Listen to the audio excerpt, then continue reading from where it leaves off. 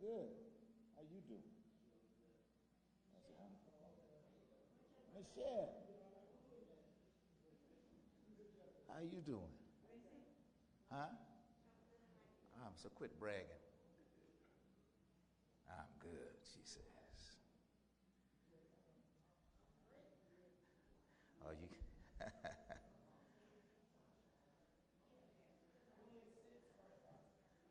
No, baby. 8.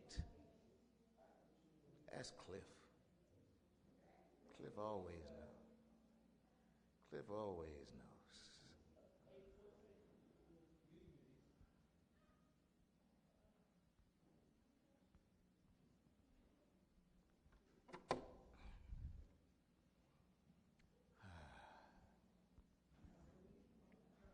Yes, dear.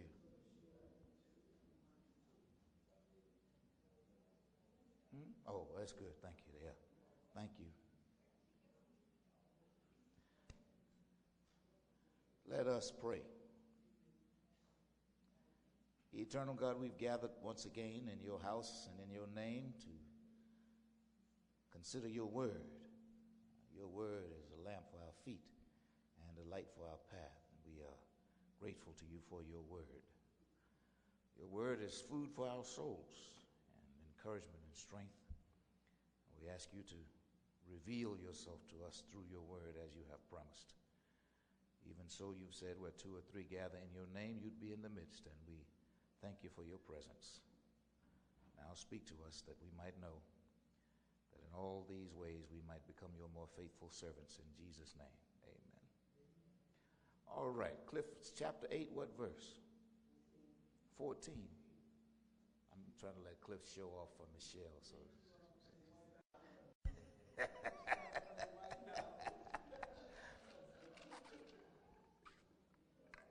Chapter 8, verse 14. What has happened to this point? You remember?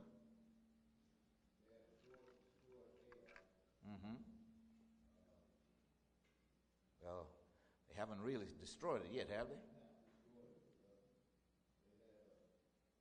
They laid an ambush. Yeah, so Joshua took part of his army in before them, and he sent the other part behind them. And what he did, he drew the people out of the city, thinking that they were going to rout Joshua and his army one more time, like they had before.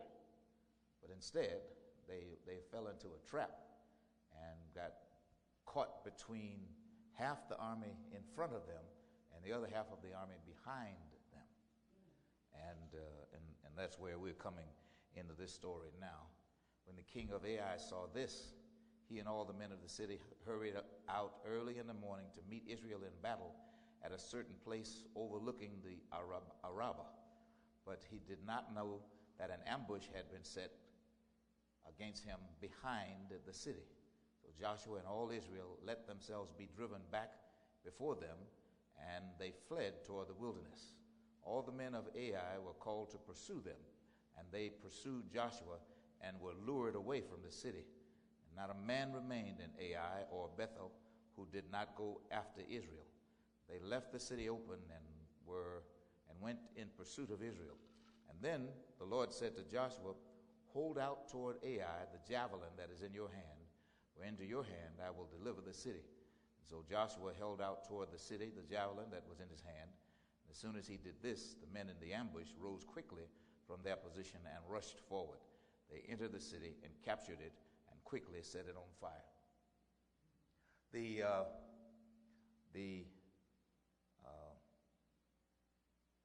Israelites made a mistake the first time they attacked Ai because they underestimated the strength of their enemy. They were fresh off the Battle of Jericho and feeling their oats and thinking of themselves as having it all together. And so when it became important for them to acquire the city of Ai, they allowed their overconfidence to get the best of them. And instead of sending a sizable force, they sent a small army and were routed, and some of them were destroyed. You know how what happened after that. Joshua was overwhelmed by the defeat, feeling badly and feeling sorry for himself because of what he had not done. And he's crying and on his face with ashes and weeping, and God comes to him and told him to stop whining and to blow his nose and wash his face and stand up. And then he gives him instructions to follow. Sometimes it happens for us that when we find ourselves having failed, we wallow in our own failure. And sometimes we blame other people for our failures. And sometimes we agonize over the fact that we didn't do it well that time. But if victory belongs to you, and in the case of these people, God had already told them that the land that they were trying to acquire, that they were fighting for, had already been given to them. And if it's already been given to you, you might have the impression that you don't have to do anything to get it. But sometimes, even though God has prepared a thing for you or a place for you, it doesn't mean you don't have to do anything. Sometimes you have to do something. In this case, they had to do something in order to acquire Ai. And the first attempt was a feeble attempt. It was a half-hearted attempt. It's what happens when we find ourselves asking God to do things for us that God has empowered us to do for ourselves. Sometimes God prepares the way and does everything except opening the door. But if you want God to prepare the way and open the door and get the victory for you, you let yourself off the hook for having to do anything. Sometimes at least you have to walk to where you go. I said in the sermon Sunday, Cliff, that the blind man whom Jesus healed by making mud and putting it on his eyes, then sent what was sent to wash his own eyes. And it was not that it was not in God's power to simply have him receive his sight, but he could have said, open your eyes and see. But he gave the man a thing to do, and the thing that he did was a demonstration of his own faith. And sometimes the thing that we do when God opens a door or makes a gift to us is demonstrate our faith in him by the way we respond when he says, it's yours. You might have to pick it up. Sometimes we want God to put it into our hands, to pick it up and put it in my hand. And I don't want to do anything. In this case, Joshua learned his lesson. He got up and washed his face and organized his army and had a strategy for overtaking Ai. And the strategy was to come at these people from the rear and the front, and to tease them out and get them to leave the city, thinking now the people at Ai are making the same mistake that Joshua's small army made. Because they said, we ran these jokers one time, we can run them again. And so when Joshua and his army begin to retreat, the soldiers of Ai begin to advance because they think that they have Israel on the run. Sometimes you can put yourself in a position where you get to smell in yourself, and they got to smell in themselves. The army at Ai, believing that it was their own strength that had been responsible for their previous victory. But when you think about it, how many people did Joshua lose in the first round at Ai? Was it 36? Yeah, 36. He could have lost 300. He could have lost them all. But he lost a small number of the entire number that went out. Even then, God is protecting Israel and at the same time teaching them a lesson. If Ai had known the God of Abraham, Isaac, and Jacob, he would have had sense enough to know that it was not because of his victory, but it was because God protected the remainder of Joshua's army. God protects us even though we don't always feel the power of his protection. Sometimes the protection feels like pain. Sometimes the protection feels like punishment. Sometimes the thing that he does for us is unpleasant to us, and so we regard it as less than it really is. But he might, now I was talking to somebody the other day about a relative of theirs being in jail. And he said, if he were not in jail, he'd probably be dead by now because of the way he lived. He lived a rowdy, violent existence. But by virtue of the fact that he was arrested, he was put in a place that was safer than it was on the street for him. And when jail is a safe place for you, you must be living a violent life, because jail is not a safe place based on everything I know. I mean, I watch television. So sometimes when we find our progress impeded, slowed down, when we are not getting to the place of victory as quickly as we would desire, maybe it makes sense for us to examine whether our progress is slowed on purpose, so that while God prepares the thing for us, he prepares us for the thing. And so we are wise to take enough time to think about our predicament and why we are where we are. And so the people in Ai see themselves as in position to rout the Israelite army like they had the first time. And they feel so confident that they even leave their own gates. And every man follows the Israelite army. When they are taken out of the city, so that the city is now unprotected, that's where we find ourselves in the story now. As soon as he did this, as soon as Joshua held out the javelin, the men in the ambush rose quickly from their position.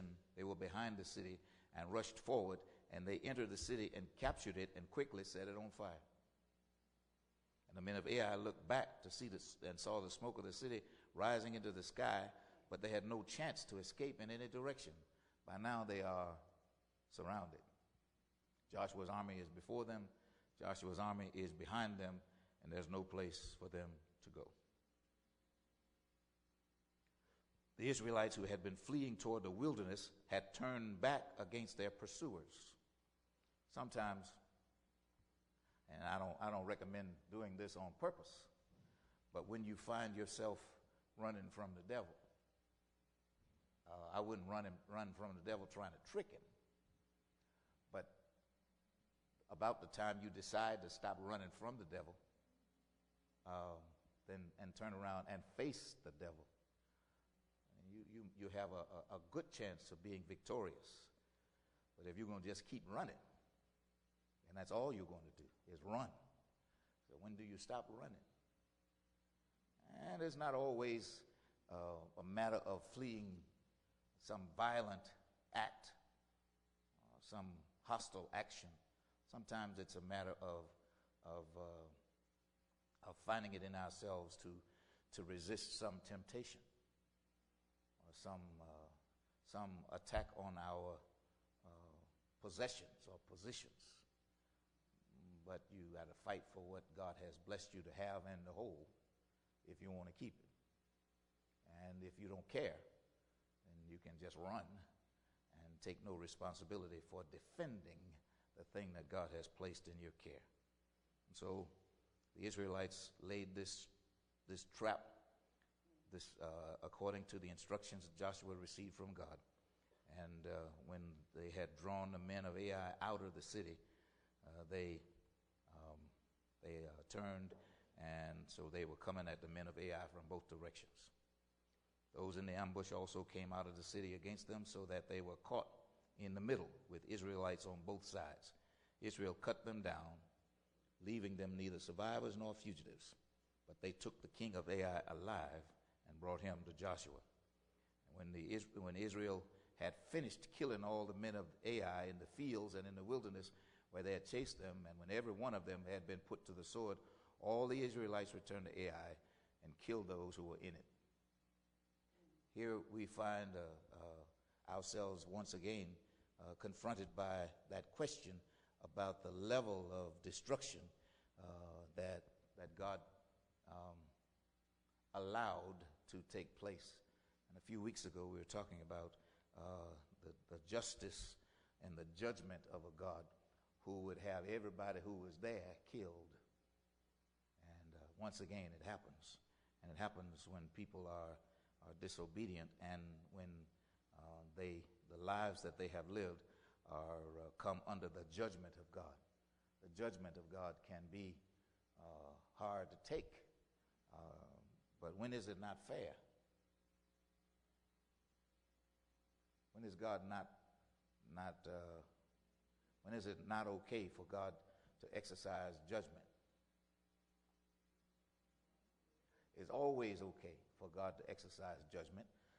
God is sovereign. That means we live in the world at God's pleasure. We exist at God's pleasure. Everything that is and everything that exists because God is our benefactor, and we are all beneficiaries. And we have that's what makes grace so meaningful for us. In spite of the fact that we don't deserve anything but judgment, He is faithful and just to extend to us mercy. Paul says, faithful and just to forgive us our sins and to cleanse us from all unrighteousness. Aren't you glad? I know I'm glad. Michelle. Yeah. So Joshua burned Ai and made it a permanent heap of ruins, a desolate place to this day, to the day of this writing. He impaled the body. You know what impaled means? Hung it up on a stick. He impaled the body of the king of Ai on a pole and left it there till evening. At sunset, Joshua ordered them to take the body from the pole and throw it down to the entrance of the city gate. And they raised a large pile of rocks over it, which remains to that day. And now, with all that has transpired between God and the nation of Israel, comes a time for the renewal of the covenant that God made with Moses. Then Joshua built on Mount Ebal an altar to the Lord, the God of Israel. As Moses, the servant of the Lord, had commanded the Israelites, he built it according to what is written in the book of the law of Moses, an altar of uncut stones on which no iron tool had been used. On it they offered to the Lord burnt offerings and sacrificed fellowship offerings. There in the presence of the Israelites, Joshua wrote on the stones a copy of the law of Moses. And all the Israelites, with their elders, officials, and judges, were standing on both sides of the ark of the covenant of the Lord, facing the Levitical priests who carried it. Both the foreigners living among them and the native born were there. And half of the people stood in front of Mount Gerizim, and half of them in front of Mount Ebal, as Moses, the servant of the Lord, had formerly commanded when he gave instructions to bless the people of Israel. And afterward Joshua read the words of the law. The blessings and the curses, just as it had been written in the book of the law. And there was not a word of all that Moses had commanded that Joshua did not read to the whole assembly of Israel, including the women and children and the foreigners who lived among them. It's not always obvious in so much of what we read that all people, male and female, boys and girls, are included in the gatherings of the people of God. This is an old tradition of separating males and females even in worship, separating grown people and children even in worship. I've told you before, when I was a boy, until I was, I guess, 10 years old, in the church where I grew up, there was the male side and the female side. So the women sat on one side of the church and the men sat on the other side of the church, and we didn't get together. Little boys could sit with the ladies, but when you got to be a certain age, you had to go over and sit with the males. And it's a tradition that is as old as all of our Jewish heritage, our Judeo-Christian heritage. And there's some other Christian denominations that to this day still practice that kind of separation. But when God calls for the kind of worship that has everybody worshiping together, as in this case, it looks like a very special moment in time.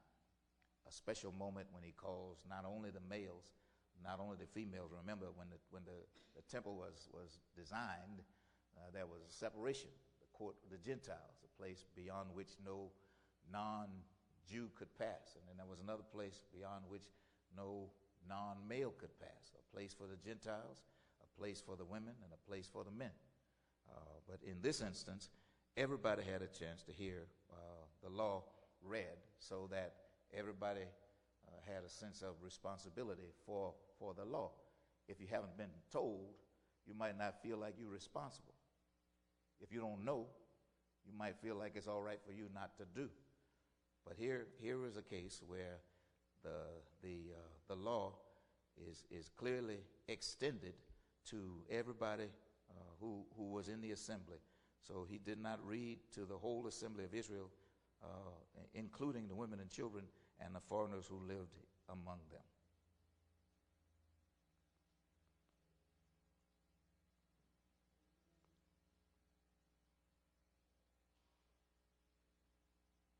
What do you think chapter 8 is about?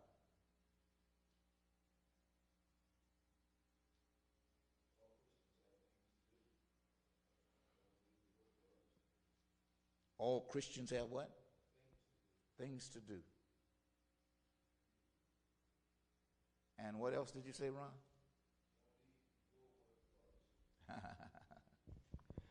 Yeah. Oh, okay. I'll take that lesson.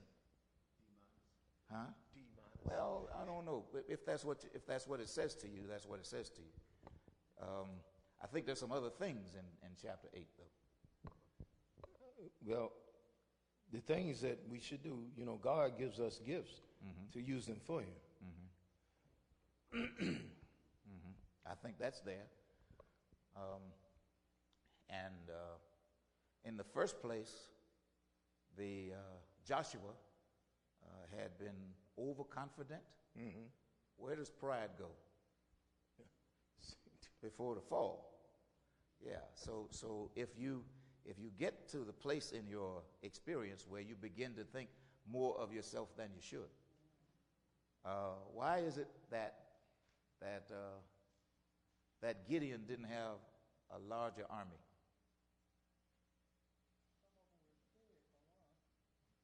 Some were afraid.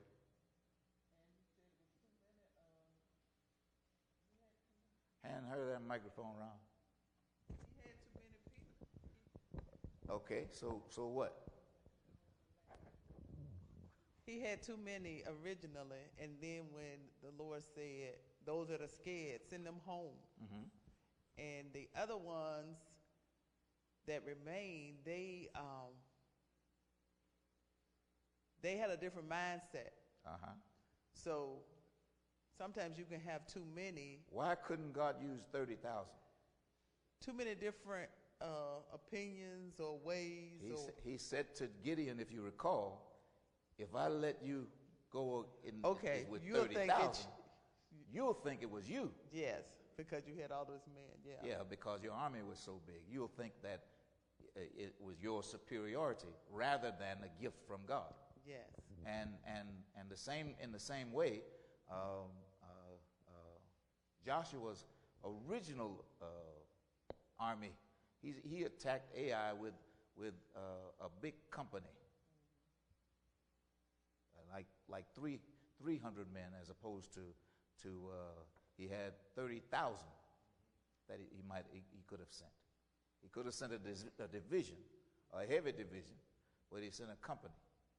He could have sent an overwhelming force, but he sent a small force. When the United States employs a military force in a military operation, what do you think is the ratio that we use to guarantee our success? 3 to 1. So if we're going to attack 300 people, we attack 300 people with 900.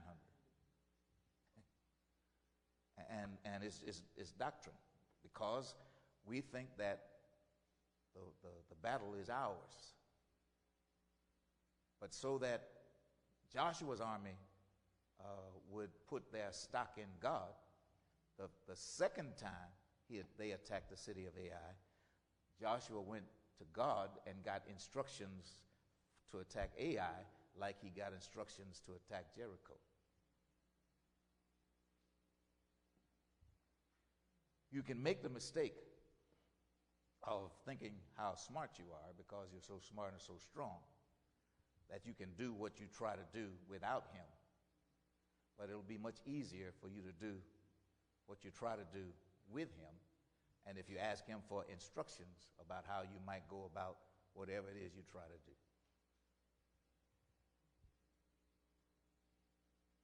So one can chase 1,000 and two can put 10,000 to flight. God and you make a what? Make the majority. Yeah. When God is on your side, you can't lose. And so we learn this from the book of from the 8th chapter. What a difference it makes to try to go in your own strength as opposed to using the power, the strength of God. Anything else from chapter 8? Okay, Ron, would you read chapter 9 or some of it, since you have the microphone? Oh, I didn't know Jeanette had it. I would have told her to read it. It's all right. I'm happy. Chapter 9, The Gibeonites' deceptive treaty with Joshua. Now, when all the kings west of the Jordan heard about these things, the kings in the hill country, in the west foothills, and along the entire coast of the Mediterranean Sea, as far as Lebanon, the kings of the Hittites, Amorites, Canaanites, Perizzites, Hivites, and the Jebusites, they came together to wage war against Joshua and Israel. However, when the people of Gibeon heard what Joshua had done to Jericho and Ai, they resorted to a ruse. They went as a delegation whose donkeys were loaded with worn-out sacks, old wineskins, cracked and mended. They put worn and patched sandals on their feet and wore old clothes. All bread of their food supply was dry and molded. Then they went to Joshua in the camp of Gilgal and said to him and the Israelites, "We have come from a distant country. We make a treaty with us." All right, what is happening?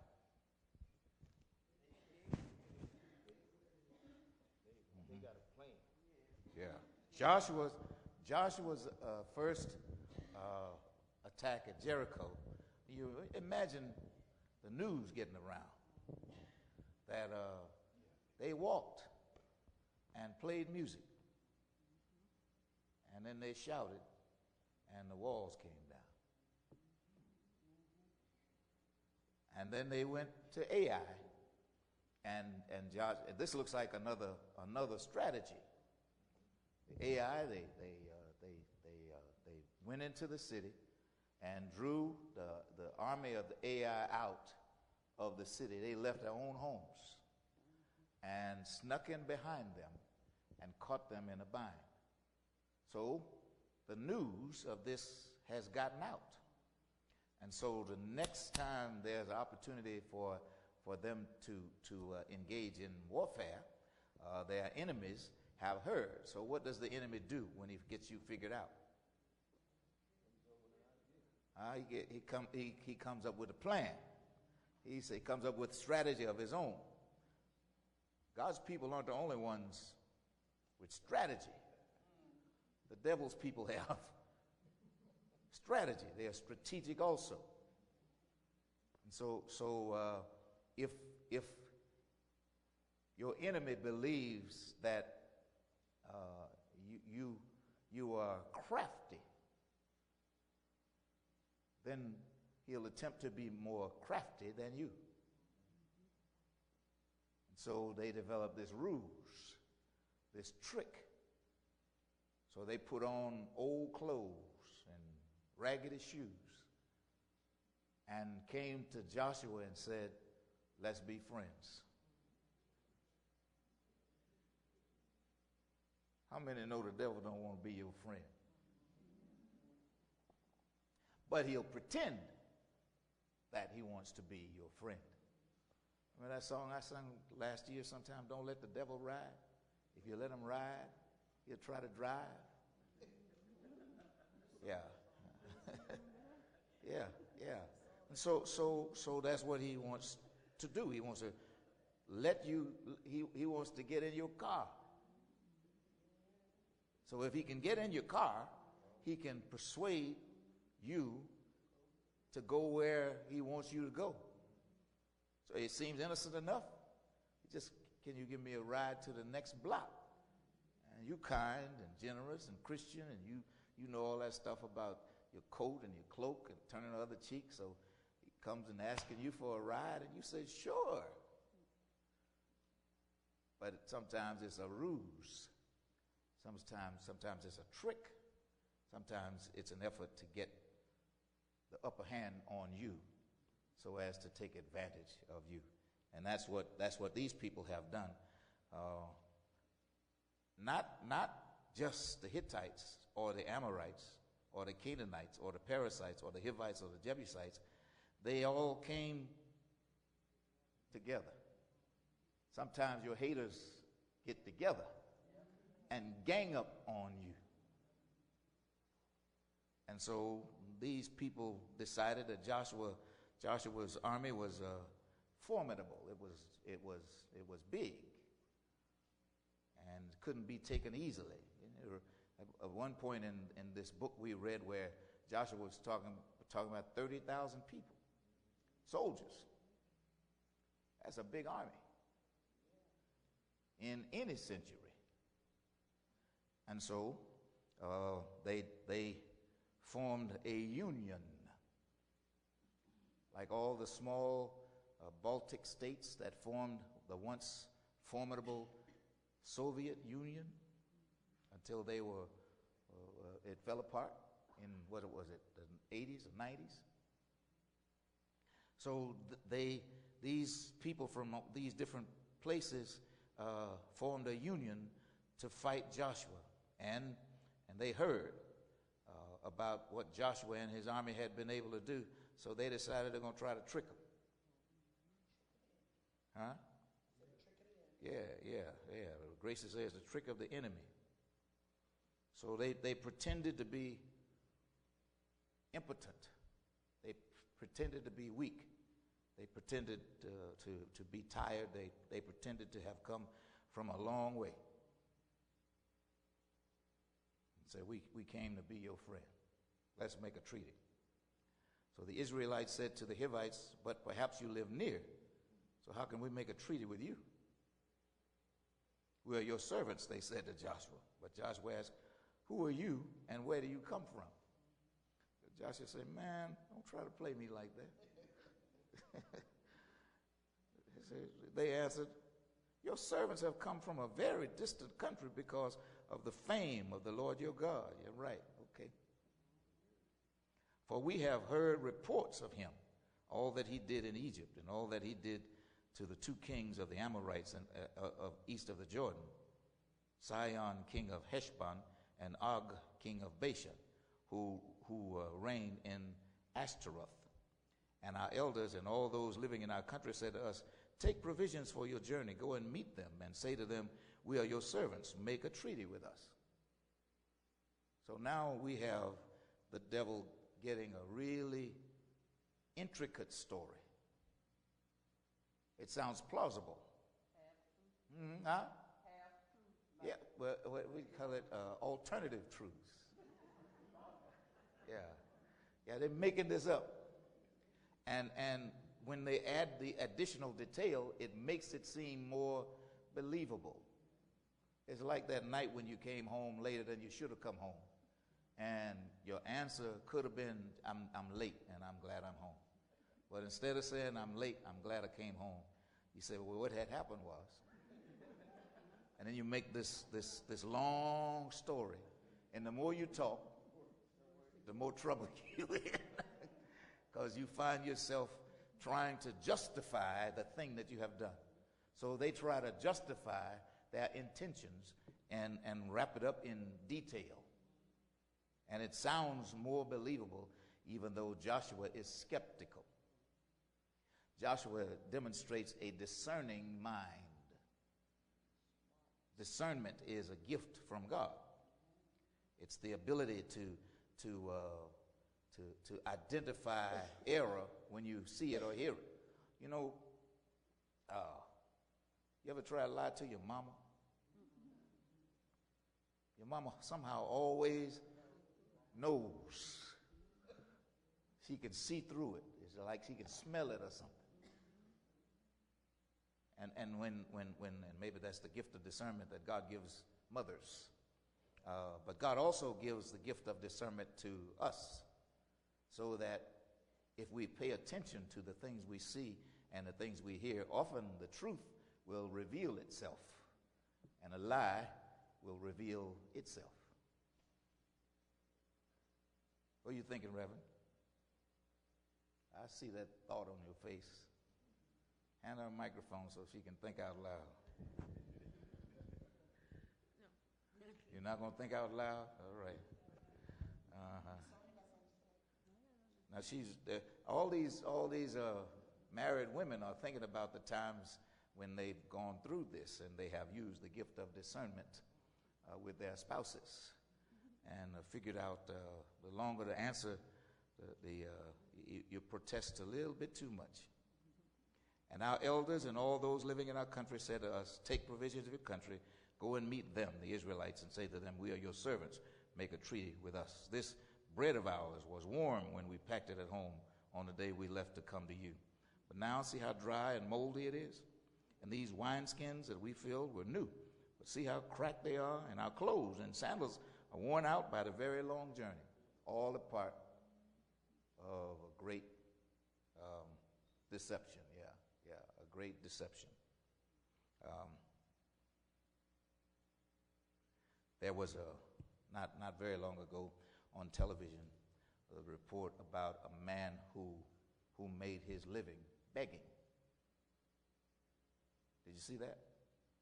It was a West Coast place where every day this man went out begging, and somehow it came out that he had a bicycle, that he rode a bicycle, and he was discovered going home to a comfortable place where he lived. He didn't work anywhere, but he looked like a beggar. He dressed like a beggar. He dressed like he was broke. He had his cardboard sign and everything. But he made a living begging. Yes, sir.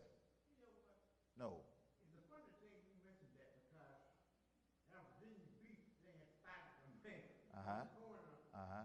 homeless. I'm homeless. Uh-huh. and that man, he really don't want help because he has his reward, Mm-hmm. but Virginia Beach spending millions of dollars on the homeless, and they don't want it. Well, If they can get that money, I yeah. guess. I don't imagine anyone wakes up in the morning saying, I hope I'm homeless by sundown. But I think the tragedy of homelessness catches up with people. And I think it's right for Christians to be benevolent to people under those circumstances. I think it's right for us to be generous and kind to the poor. I also think that it's wise for us to pay attention to whom we give whatever we give, so that our gifts can be used in a place where they will be appreciated. And in this instance, not only do the Jebusites and the Hivites and the Perizzites and so on intend to take advantage of the Israelites and Joshua's army, they intend to trick them so that they can defeat them. It's like this thing that we're going through now in this country, whether a cyber attack is an act of war. Because in an effort to undo what we are trying to do, we have been invaded by the Russians. You remember in the 60s that movie, The Russians Are Coming? Hey, some of y'all old enough to remember that. That was a movie. Gladys, you're not old enough to remember that. The Russians are coming. So this kind of activity should not take us by surprise. And it should not surprise us that when the wall came down, the Cold War wasn't over, because we still have our enemies. We still have, the people of God still have our enemies. The attack of the enemy is not at this stage in your life what it was at another stage in your life, because you are more sophisticated now than you were then. So that if your enemy is to take advantage of you, is to defeat you, he's got to do something different. He's got to trick you. He's got to deceive you. That's one thing about him. He comes still to steal, kill, and destroy. But it's also still true that Jesus has come that what? We might have life, and life more abundantly. So we have a weapon that the Israelites didn't have, and we are wise to deploy our weapon against our enemy. His lies. That even sounds like a lie. This bread was warm when we packed it. Yeah, if you came from so far. Yeah. So it doesn't make any sense. And often the lies, if you listen closely enough, the lies that the enemy uses to deceive you can be detected if you pay attention to things that don't make sense. The Israelites sampled their provisions but did not inquire of the Lord. They did what? Yeah. They instead of asking God to show them what they might do next, they decided to take some of the moldy bread and drink some of that old wine. But they did not inquire of the Lord. Then Joshua made a treaty of peace with them and let them live, and the leaders of the assembly ratified it by an oath. Now you got the enemy in your own camp, and you let them in willfully. Huh? Well, I've heard that. She said, keep your enemies close to you. Let's see. 3 days after they made the treaty with the Gibeonites, the Israelites heard that they were neighbors living near them. Now the lies is exposed. They're not from far away after all. They're exactly who Joshua thought they might be. So the Israelites set out, and on the third day they came to their cities, Gibeon, Kephirah, Beeroth, and Kiriath Jearim. But the Israelites did not attack them because the leaders of the assembly had sworn an oath to them by the Lord, the God of Israel. And the whole assembly grumbled against the leaders, but the elders answered, "We have given them our oath by the Lord. We promised by the Lord, the God of Israel, and we cannot touch them now. This is what we'll do with them. We'll let them live so that God's wrath will not fall on us for breaking the oath we swore to them." They continued, "Let them live, but let them be woodcutters and water carriers in the service of the whole assembly." And so the leaders' promise to them was kept. They said, "We are your servants." So here they find themselves serving. Be careful what you ask for. Then Joshua summoned the Gibeonites and said, "Why'd you deceive us by saying we live a long way from you, while actually you live near us? You are now under a curse. You will never be released from service as woodcutters and water carriers for the house of the God." And they answered Joshua, "Your servants were clearly told how the Lord your God had commanded his servant Moses to give you the whole land and to wipe out all its inhabitants from before you, so we feared for our lives because of you. And that's why we did this. We are now in your hands. Do to us whatever seems good and right to you." So Joshua saved them from the Israelites, and they did not kill them. That day he made the Gibeonites woodcutters and water carriers for the assembly, to provide for the needs of the altar of the Lord at the place the Lord would choose. And that is what they do to this day.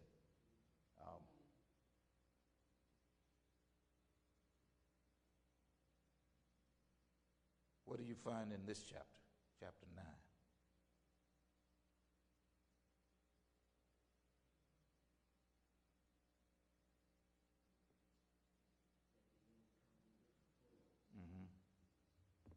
That the enemy comes in different forms?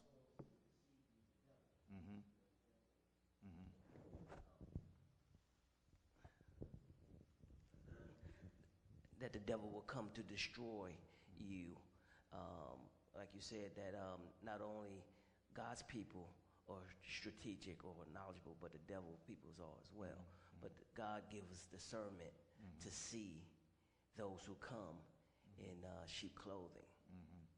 Wolves in sheep's clothing. Yeah, wolves in sheep.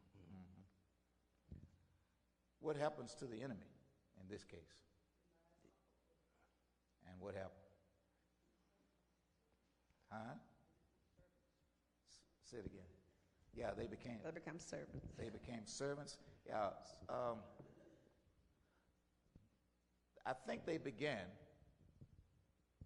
with this ruse, and if you take them at their words, they thought that they might save their lives by pretending to be who they were not.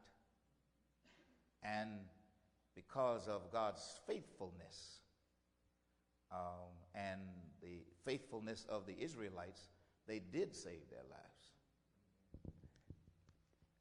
They did save their lives, and also they still get an opportunity to change their lives if they didn't believe before. Because everybody get an opportunity to accept God, no matter what the situation is. So if they might have came with evil intentions, but being around them, being around the Israelites, they still have an opportunity to give themselves to Christ. Yeah, I hope that for the people who watch us, what they get is confidence in our God. Yes. I just spent from 6:30 to 7 o'clock, so I was late coming in here with one of our Ace Crew people whose cousin was fatally shot in the head last night, twice, in Norfolk. And this 19-year-old trying to understand how to feel about his grief and what to do with it, what to do about it. So we sat in there talking, and he's telling me the stories about the things that he did and the things that he wishes he had done with his cousin and for his cousin while he had a chance. Had his cousin been with him as a part of the Ace Crew, no doubt his life would be very different right now. But if your cousin is going to join the Ace crew, if your cousin is going to join the church, if your cousin is going to become a Christian, you might be the one who inspires him. You might be the one who wins him. But you don't have forever to do it. So these people with malintentions come to live among the Jews and no doubt fear that after they've been discovered, they will be in harm's way. Instead, what they discover is that these people of God demonstrate a forgiving God, the existence of a forgiving God who embraces even them in spite of the fact that they cheated when they try to protect their lives. So I think you're right, Cliff, that you do get a chance, and we get a chance to influence other people. That's why this is the year to go fishing. And you fish at your own house. I mean, you fish in your own family. You know, most of us have some relatives who don't know him. Huh? Yeah, well, Jesus is the bait. Everlasting life is the bait. And if we put that bait on the hook and are successful at demonstrating that there's that how much better off we are than they who don't know him, then we're in good shape. Yes, ma'am.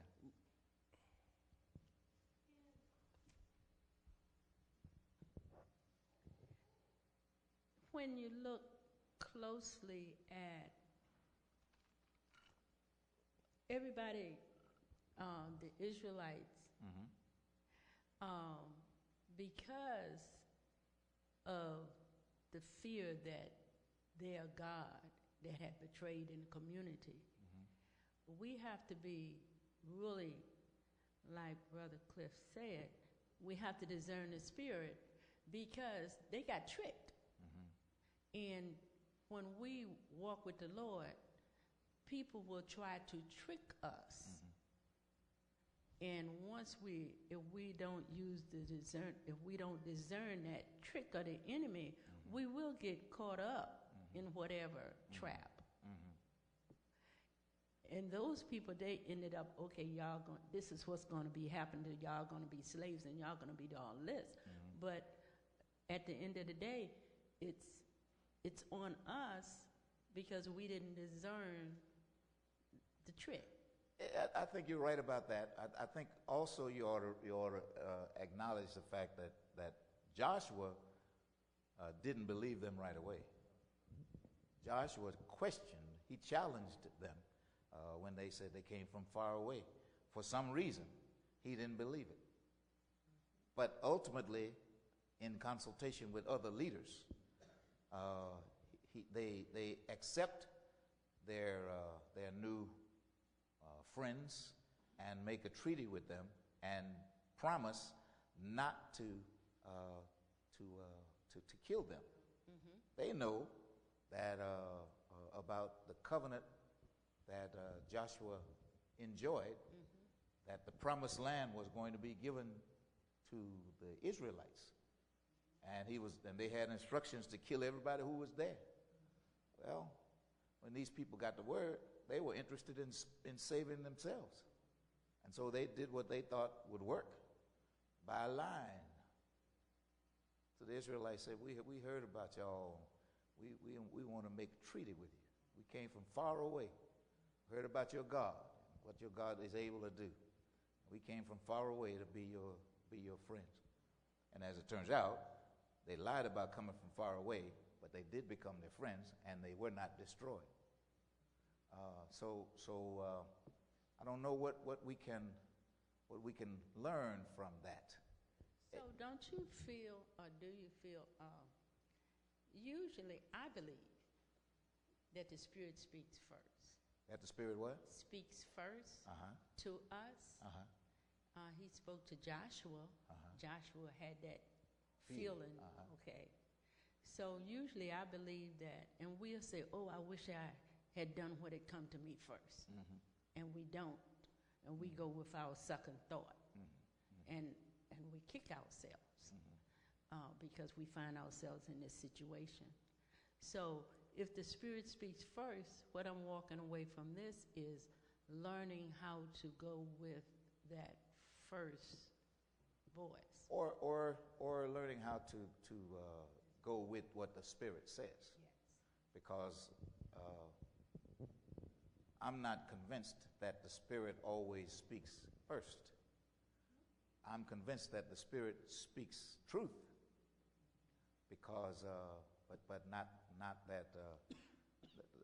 Sometimes I start talking to myself long before the Spirit starts talking to me.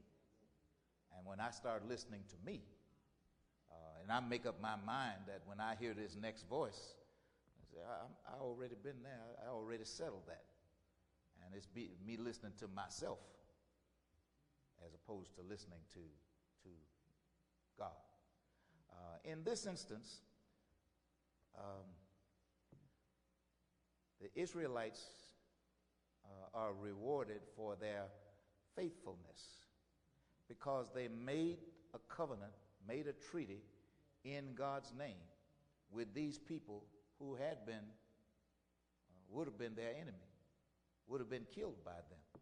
But because they were faithful to the treaty that they made in God's name, they discover something about a God who forgives, a God who can be persuaded, a God who allows the decision that they made to flourish.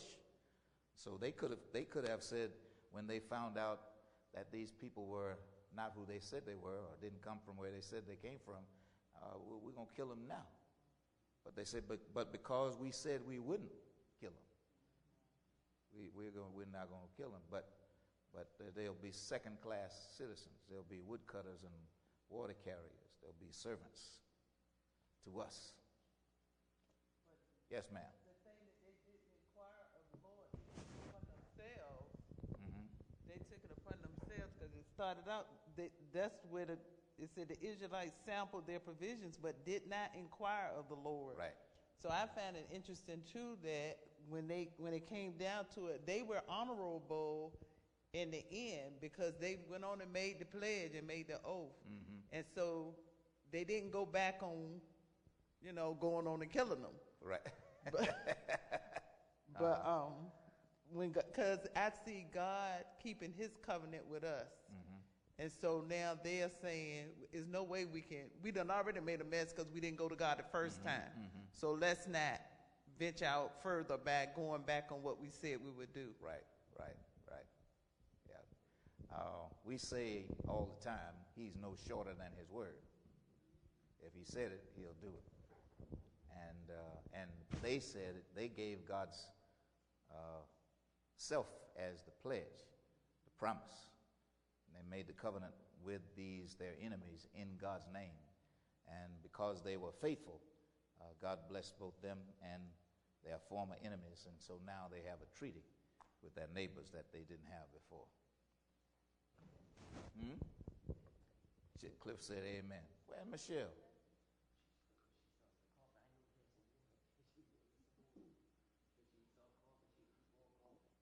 You see me drinking all this water? Water. Make me feel bad, boy. Thank you. Thank you for our internet classmates, and we'll meet you here next Wednesday, and we'll take up Joshua chapter 10. Good night.